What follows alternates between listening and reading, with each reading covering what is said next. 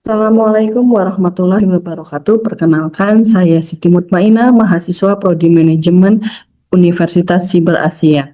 Video ini dibuat untuk memenuhi tugas digital marketing dengan dosen pengampu Bapak Joko Suharyanto, SEMM CPOD. Adapun tema yang saya ambil yaitu peran influencer dalam meningkatkan strategi pemasaran digital. Perkembangan teknologi digital telah mendorong perubahan signifikan dalam perilaku konsumen dan cara perusahaan berinteraksi dengan pasar. Menurut teori digital transformation, digitalisasi membawa perubahan dalam tiga aspek utama. Yang pertama yaitu customer experience, yang kedua operational process. Digitalisasi membuat perusahaan memanfaatkan teknologi untuk efisiensi dan otomasi dalam pembuatan produknya. Yang ketiga yaitu perubahan dalam model bisnis. Muncul model bisnis baru seperti e-commerce, social commerce, dan content driven marketing. Digitalisasi ini telah membuat pergeseran perubahan perilaku konsumen. Menurut teori Customer Decision Journey menyatakan bahwa konsumen saat ini lebih sering mencari informasi di platform digital sebelum membeli, mempercayai review, rekomendasi, dan konten otentik daripada iklan tradisional. Selanjutnya, konsumen juga terpengaruh oleh komunikasi digital dan opini tokoh tertentu di media sosial.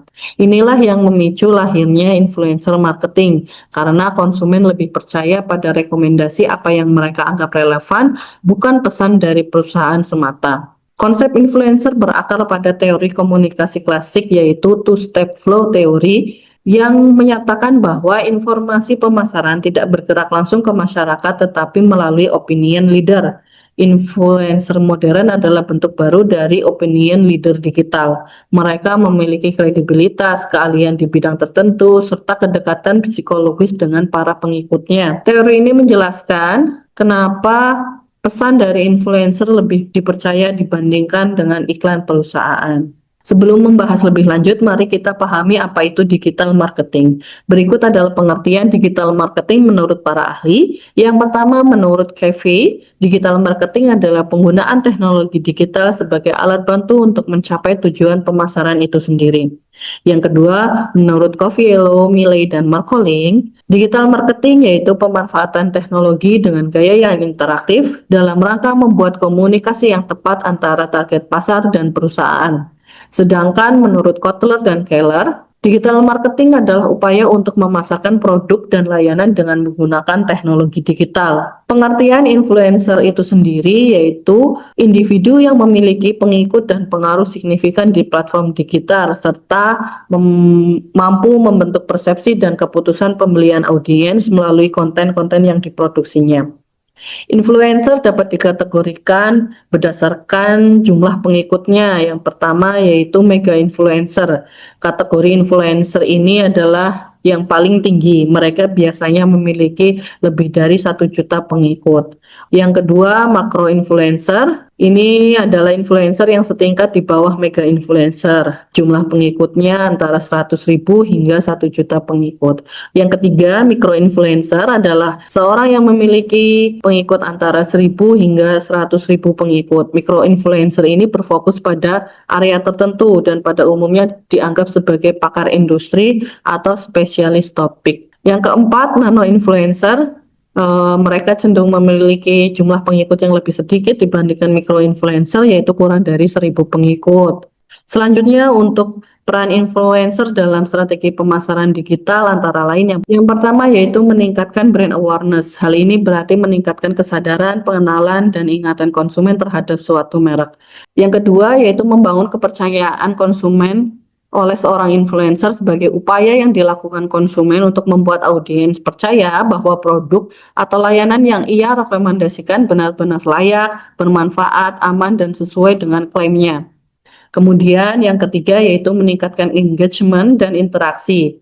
Yang keempat yaitu mendorong keputusan pembelian di mana seorang influencer mampu untuk mempengaruhi proses psikologis dan perilaku konsumen sehingga mereka akhirnya memilih untuk membeli produk dan layanan yang direkomendasikan oleh influencer tersebut. Keputusan pembelian ini biasanya didorong melalui review produk, demonstrasi penggunaan produk, testimoni personal, atau Hanis Review, pemberian promo-promo yang dilakukan melalui konten-konten influencer tersebut. Semua bentuk konten ini menciptakan sense of urgency atau rasa percaya yang mendorong konsumen untuk melakukan pembelian. Kemudian, peran yang kelima yaitu mendukung strategi konten dan branding. Tujuan utamanya adalah memastikan bahwa konten yang dibuat influencer ini selaras dengan identitas brand, mampu menyampaikan nilai-nilai merek atau brand value dan efektif menarik serta mempengaruhi audiens.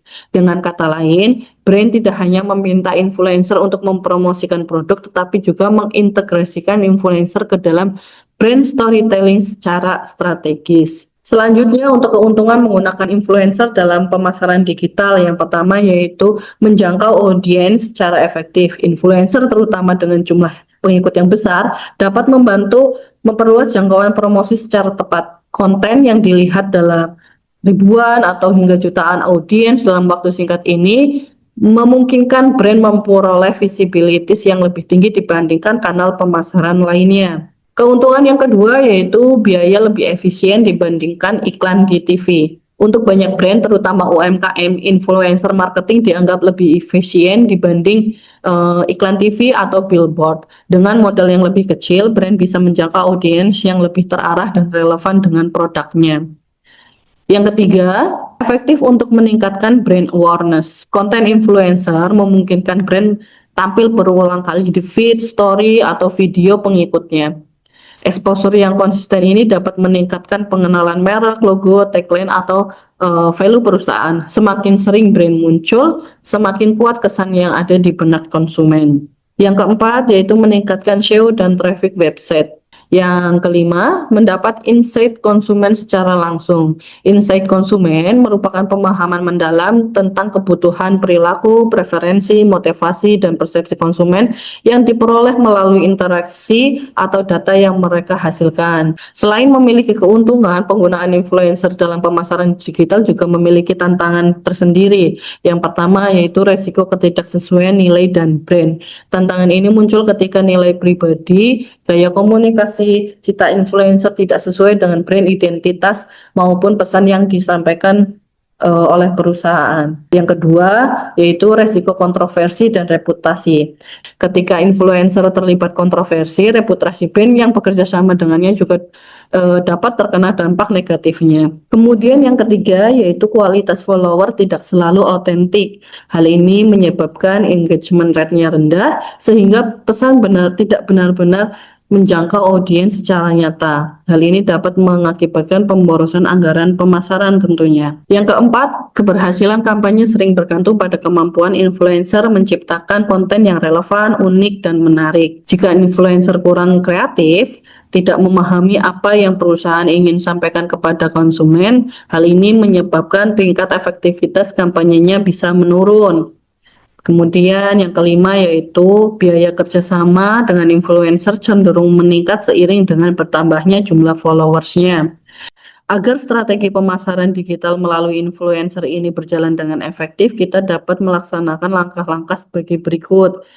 Langkah pertama yaitu mengidentifikasi target audiens secara tepat, mengapa mereka membeli, siapa audiens kita, dan bagaimana komunikasi yang efektif dengan audiens. Yang kedua yaitu pemilihan influencer yang relevan. Influencer tidak harus yang paling besar pengikutnya, tetapi yang memiliki engage community yang relevan sehingga mampu membangun kredibilitas, keselarasan pesan agar pemasarannya ini terasa autentik.